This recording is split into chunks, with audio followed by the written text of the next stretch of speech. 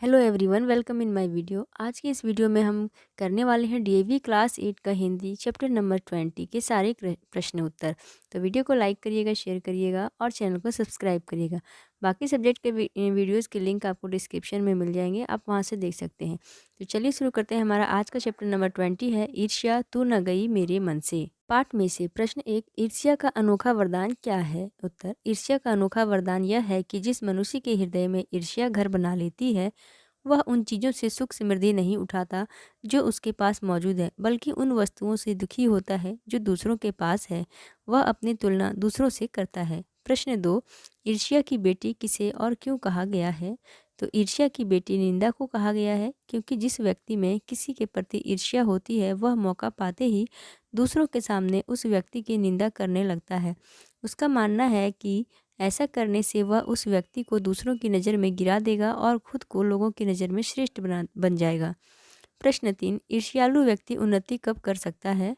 तो इसका उत्तर है ईर्ष्यालु व्यक्ति उन्नति तब कर सकता है जब वह दूसरों से ईर्ष्या रखकर उसे पीछे करने की संभावना से मुक्त होकर अपने आप को आगे बढ़ाने की सोचे। प्रश्न 4, ईर्ष्या का क्या काम है? ईर्ष्या से प्रभावित व्यक्ति किसके समान है? उत्तर, ईर्ष्या का काम जलाना है। ईर्ष्या से प्रभावित मनुष्य ग्रामोफोन के समान है जिसे श्रोता मिलते ही वह अपने दिल का गुबार निकालना शुरू कर देता है। प्रश्न 5, ईर्ष्यालु लोगों से बचने का क्या उपाय है? उत्तर, ईर्ष्यालु लोगों से बचने के लिए आपको भीड़ से एकांत की ओर भागना पड़ेगा। आजकल आबादी का बहुत बड़ा हिस्सा ईर्ष्यालु हो गया है और अगर आप भी ऐसे लोगों की संगत में ज़्यादा समय व्यतीत करने लगें तो आपको भी ईर्ष्या का संक्रमण हो सकता है। बेहतर यही होगा कि आप काम भर ही ऐसे लोगों से बातचीत करें जिससे न तो रिश्ते में गहराई आए और ना ही कड़वाहट। अगला प्रश्न हमारा 6 है, उचित शब्द द्वारा रिक्त स्थान भरिए। क, मनुष्य के पतन का कारण अपने ही भीतर के सद्गुणों का ह्रास होता है। ख, ईर्ष्या मनुष्य के मौलिक गुणों को ही कुंठित बना डालती है। तुम्हारी निंदा वही करेगा जिसकी तुमने भलाई की है। घ, ये मक्खियाँ हमें सजा देती हैं हमारे गुणों के लिए। आदमी में जो गुण महान समझे जाते हैं उन्हीं के चलते लोग उससे जलते भी हैं। अब है बातचीत के लिए। प्रश्न 1, क्या ईर्ष्या चिंता से ज़्यादा खराब है? विचार कीजिए। ईर्ष्या चिंता से कई गुना ज़्यादा खराब है क्योंकि चिंता में मनुष्य का शरीर छीन हो जाता है परंतु ईर्ष्या में मनुष्य की आत्मा छीन जाती है। चिंता करने वाले जब सही लोगों से मिलते हैं तो उनकी समस्या का निदान हो जाता है, जबकि ईर्ष्यालु व्यक्ति जब किसी से मिलते हैं तो दूसरों की निंदा करना शुरू कर देते हैं। प्रश्न 2, चिंता दग्ध मनुष्य समाज की दया का पात्र क्यों है? चिंता दग्ध मनुष्य समाज की दया का पात्र है क्योंकि वह अज्ञानता के कारण चिंतित रहता है। उसकी क्षीण और दयनीय अवस्था को देखकर समाज के सभ्य और समझदार लोग उसे उपदेश और परामर्श देते हैं जिससे उसकी समस्या का समाधान हो जाता है। प्रश्न 3, ईर्ष्या से मनुष्य के आनंद में भी बाधा पड़ती है। उदाहरण द्वारा सिद्ध कीजिए। ईर्ष्या के कारण मनुष्य अपने सुखों का लाभ भी पूरी तरह नहीं उठा पाता क्योंकि वह अपने सुख से जितना सुखी नहीं होता उतना दूसरों के सुख से दुखी होता है। प्रश्न 4, कोई ऐसी घटना बताइए जब आपको किसी से या किसी को आपसे ईर्ष्या हुई हो। तो इस प्रश्न को आप स्वयं ही करें। अगला हमारा है अनुमान और कल्पना। प्रश्न 1, कल्पना कीजिए कि आपको प्रार्थना सभा में सफलता के सूत्रों के बारे में अपने सहपाठियों को बताना है तो आप क्या बताएंगे?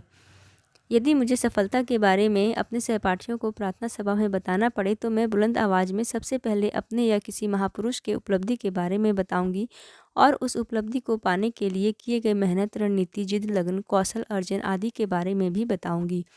प्रश्न 2, यदि आपके पड़ोसी या जानकार आपसे ईर्ष्या करें तो आप उनके साथ कैसा व्यवहार करेंगे? यदि मेरे पड़ोसी या जानकार मुझसे ईर्ष्या करें तो मैं उन पर ध्यान नहीं दूंगी और कभी नज़रें मिल जाने पर सामान्य अभिवादन के साथ उनसे सलीके से पेश आऊँगी। प्रश्न 3, अगर मनुष्य में केवल सकारात्मक भावनाएं होंगी तो संसार कैसा होगा? अगर मनुष्य में केवल सकारात्मक भावनाएं होंगी तो संसार में भले और बुरे में अंतर करने की जरूरत ही नहीं होगी और भलाई या सकारात्मक सोच समाज के लिए कितनी महत्वपूर्ण है यह महत्व की बात न रहकर सामान्य बात हो जाएगी। अब है भाषा की बात। नीचे दिए गए शब्दों में उपसर्ग व मूल शब्द अलग अलग करके लिखिए। तो अभाव में अ और भाव, सु यस, दुर भावना, निमग्न। अगला प्रश्न 2, पाठ में से कोई 5 भाववाचक संज्ञा शब्द छांट कर लिखिए। तो 5 भाववाचक संज्ञा इस प्रकार से है: शोहरत, ईर्ष्या, सुख, आनंद और उद्यम। जीवन मूल्य: ईर्ष्या, द्वेष, निंदा, घृणा, गुस्सा आदि नकारात्मक भाव जागने से मनुष्य के व्यक्तित्व में क्या बदलाव आता है? ईर्ष्या, द्वेष, निंदा, गुस्सा, घृणा आदि नकारात्मक भाव जागने से मनुष्य के व्यक्तित्व में अनिष्ट तत्वों का समावेश हो जाता है, जिससे उसका व्यक्तित्व मलिन और सोच धूमिल हो जाता है। फलस्वरूप वह न तो अपने लिए और न ही समाज के लिए कोई उत्थान का कार्य कर पाता है। प्रश्न 2, इन नकारात्मक भावों को मन से निकालने के लिए हम क्या क्या उपाय कर सकते हैं? तो इसका उत्तर होगा, इन नकारात्मक भावों को मन से निकालने के लिए हमें सबसे पहले स्वयं से यह सवाल करना चाहिए कि क्या इन सब अवांछित तत्वों के हमारे व्यक्तित्व में रहने से हमें किसी भी प्रकार का चिरस्थायी लाभ हो रहा है? मुझे पूरा यकीन है कि उत्तर में न ही मिलेगा और इसके बाद हम अपनी आवश्यकता कम कर सकते हैं।